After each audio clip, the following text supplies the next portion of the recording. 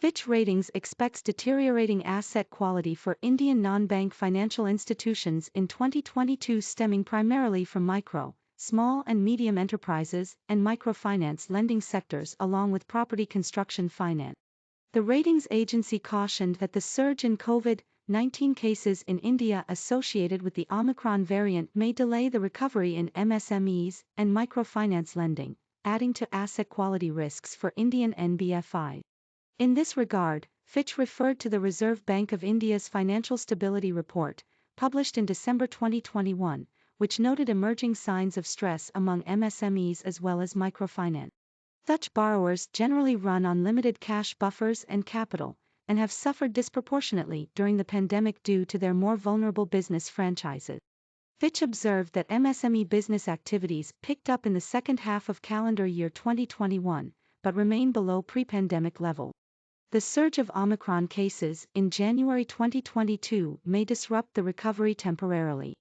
Our assumption is that the scale of disruption associated with the wave will be modest by comparison with India's initial lockdown in 2020 or the Delta variant wave of 2021, and we currently project real GDP growth in the year ending March 2022 at 8.4%, the agency said. Nonetheless, there is likely to be some impact from the Omicron surge as local restrictions are reintroduced. This comes at a time when financial buffers have already been eroded for many small borrowers. Recoveries from MSMEs have been sluggish due to slower collateral liquidation during the pandemic.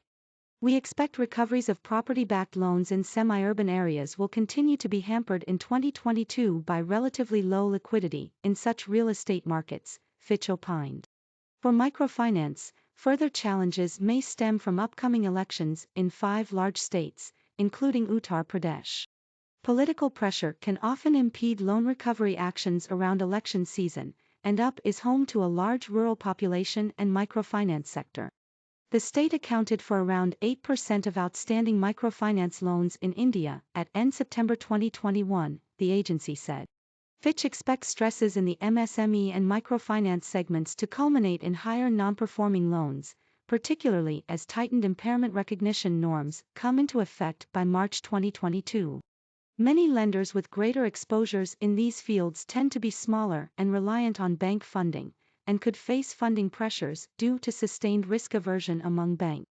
The severity of further asset quality deterioration and impairment costs will depend on the pace of economic recovery. We believe the authorities are likely to step in with further forbearance if impairments climb too quickly, Fitch said.